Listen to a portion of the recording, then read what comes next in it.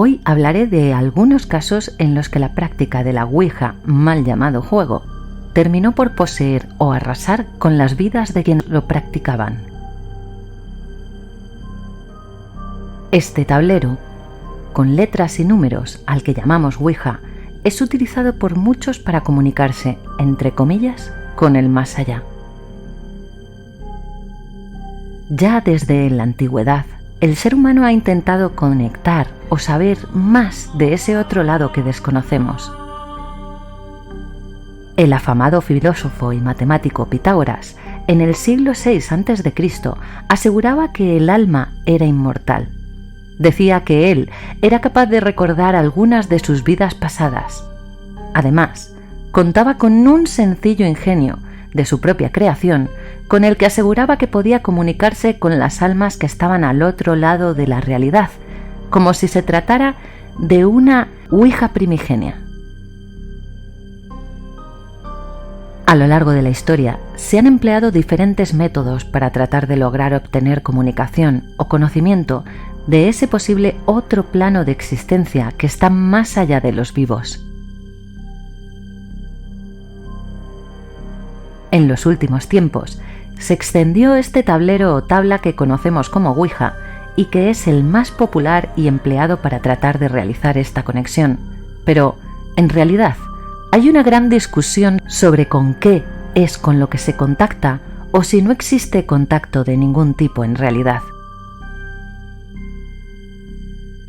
Muchos expertos hablan de que lo que ocurre cuando las personas practican la Ouija es un fenómeno de sugestión, en algunos casos colectiva. Esta sugestión puede llevar a los implicados en la práctica a caer en la creencia de que han sido poseídos tras haber contactado con un ente maligno.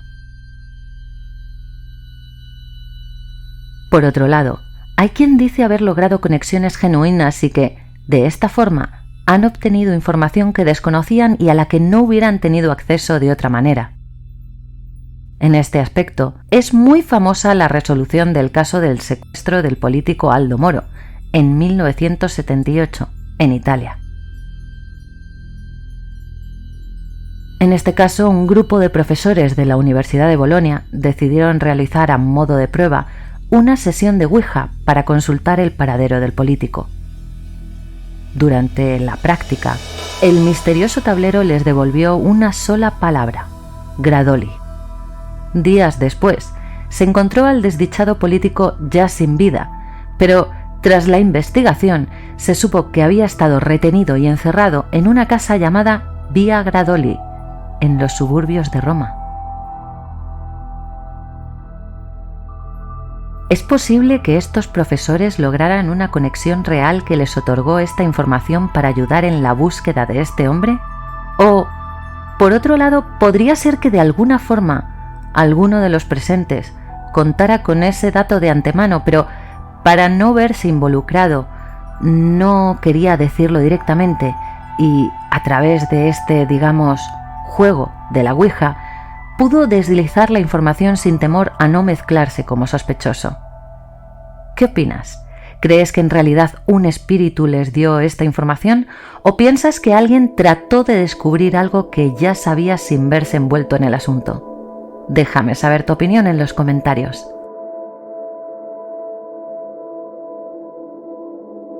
Por otra parte, son muchos los vídeos que se pueden encontrar en internet y redes sociales de personas que están realizando sesiones de Ouija en diversas circunstancias.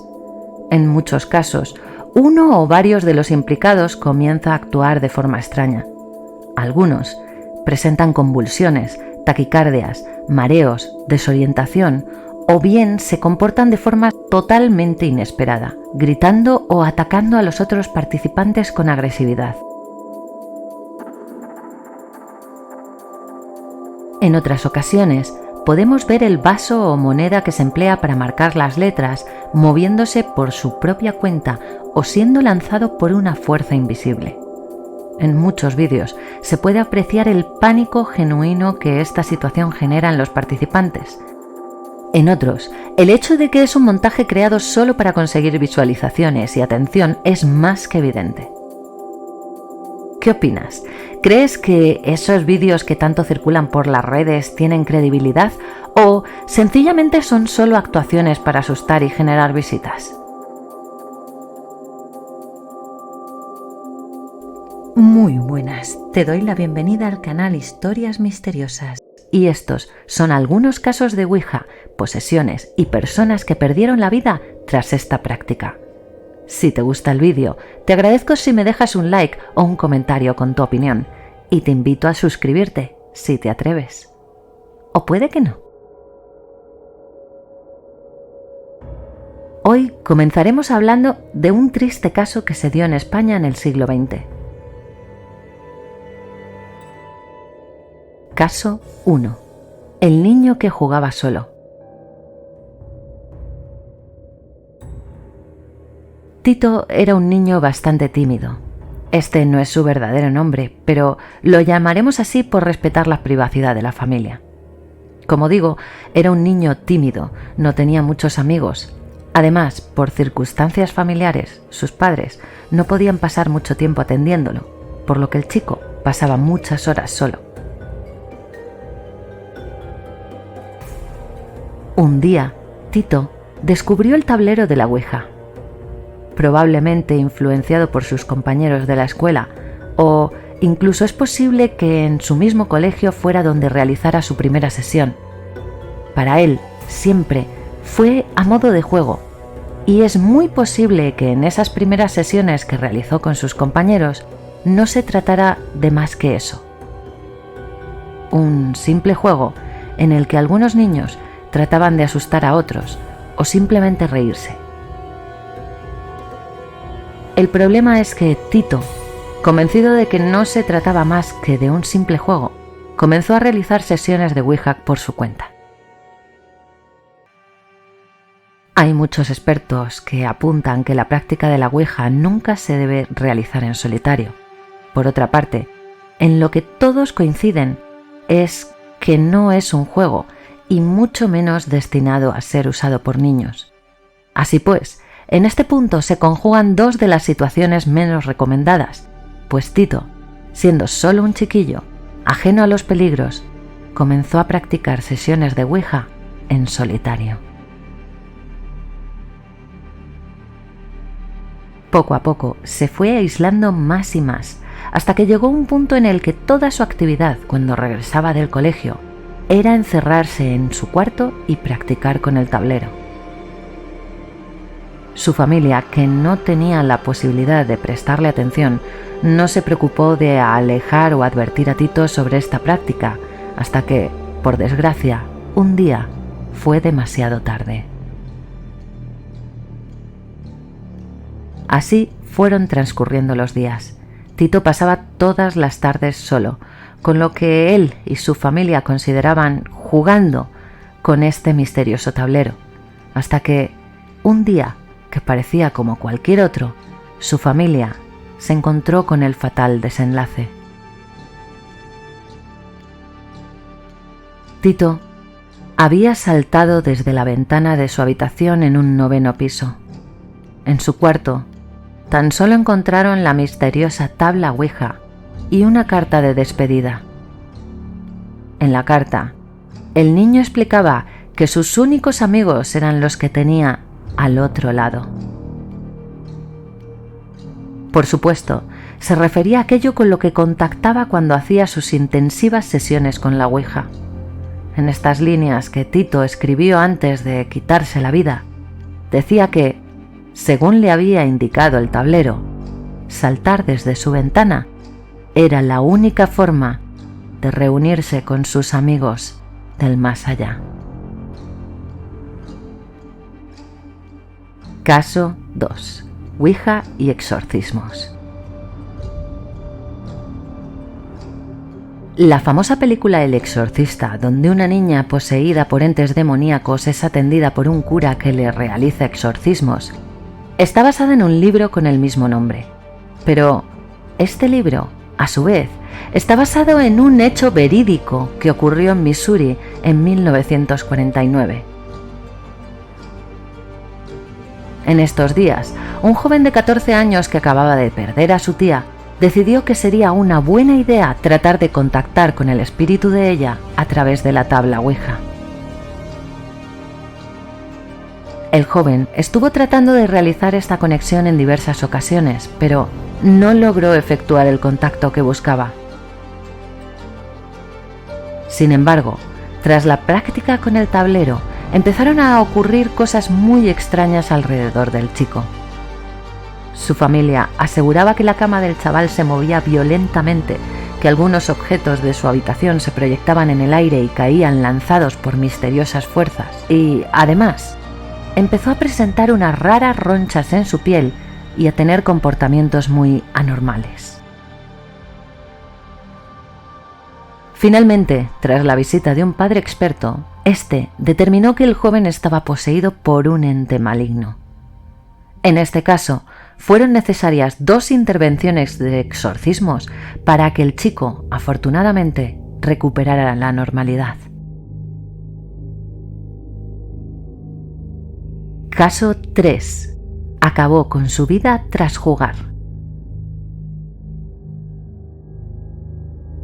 En junio del 2012, un extraño vendedor ambulante que nadie conocía llegó hasta Buenaventura, en Colombia.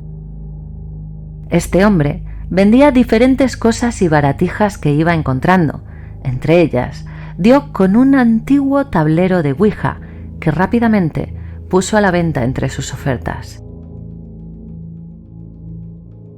Ese día, un joven de 17 años llamado Julio César Miranda se encontró con este vendedor a la salida de su centro de estudios. Hasta entonces, Julio era un chico normal, centrado en sus estudios, le gustaba la música y dibujaba muy bien, según cuenta su madre. Pero aquel día, tras comprar a ese extraño vendedor ambulante la antigua tabla Ouija, le pidió a su amiga Jessica Mosquera que jugaran juntos. Los jóvenes solo querían curiosear, descubrir si aquella famosa y misteriosa tabla funcionaba y tratar de establecer alguna conexión de manera inocente. Sin embargo, según ellos mismos explicaron más tarde, fue Belcebú quien los contactó. Tuvieron una extraña y aterradora sesión que duró 3 horas. Durante la misma, supuestamente contactaron con una entidad que se presentaba como el demonio Belcebú. Este demoníaco ser maligno le exigió a Julio obediencia. Además, este ser diabólico con el que contactaron a través de la Ouija le pidió a Julio que quería que le ofreciera la vida de su hermana y de su madre como sacrificio. La primera noche que pasaron tras practicar la Ouija, los jóvenes estaban horrorizados. Cada uno en sus respectivas casas tuvieron problemas para dormir. Ambos tuvieron pesadillas. Al día siguiente, ya nada sería igual para Julio César Miranda, que comenzó a cambiar por completo su comportamiento. No atendía en clase, no se presentó al trabajo y le comentó a su madre que había empezado a escuchar voces. Por su parte, Jessica Mosquera, su amiga y compañera en esta práctica de la Ouija, también había empezado a escuchar inquietantes voces y a ver terribles figuras de sombras oscuras. La situación fue empeorando rápidamente. Así, un par de días después de la sesión de Ouija de estos 2 amigos, Julio enloqueció por completo. Algunos testigos cuentan que salió a la calle corriendo y gritando completamente desnudo, pero su descenso a la locura solo acababa de empezar. Una vez que estaba en la calle, sin ropa y gritando a los transeúntes, comenzó a hacer sus necesidades como un perro. Y no me refiero a hacer un pipí, sino que se agachó y dejó allí sus excrementos.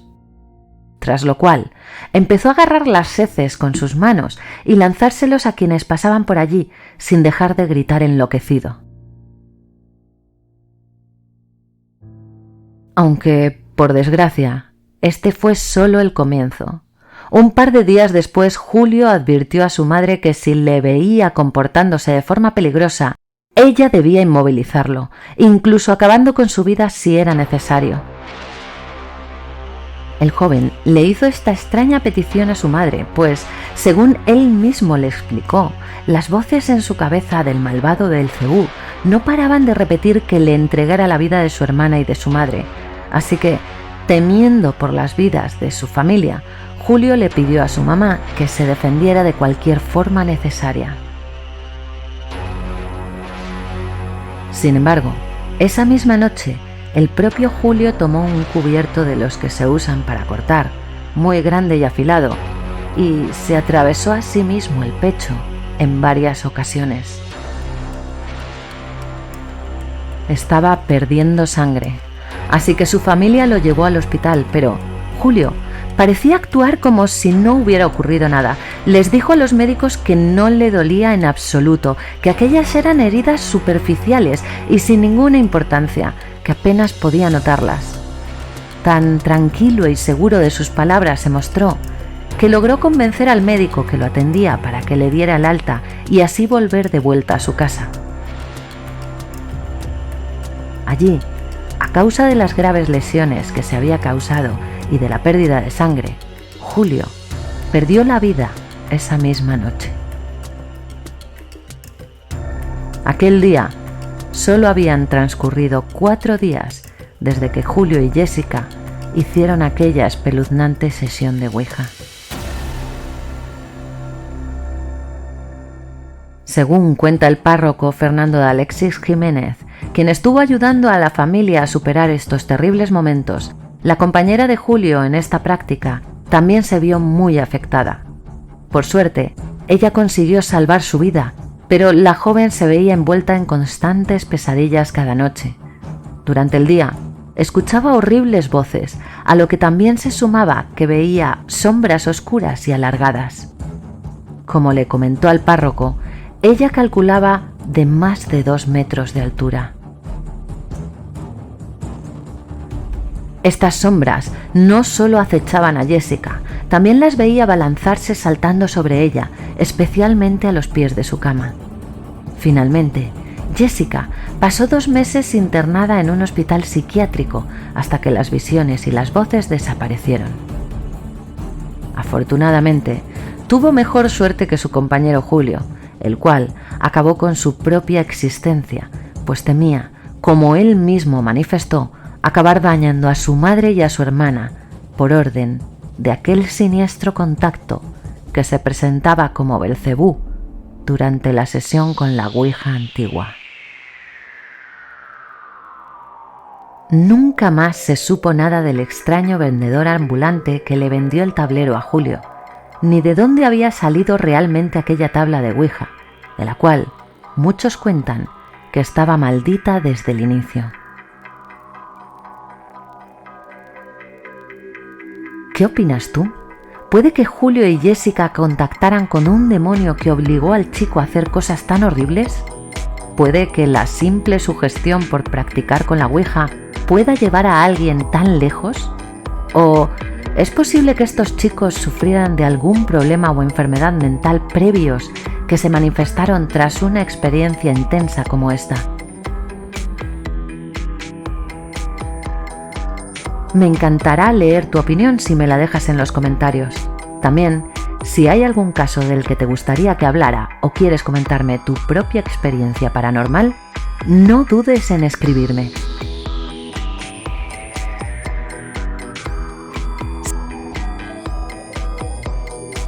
Si has llegado hasta aquí, te agradezco si me dejas un like o un comentario con tu opinión.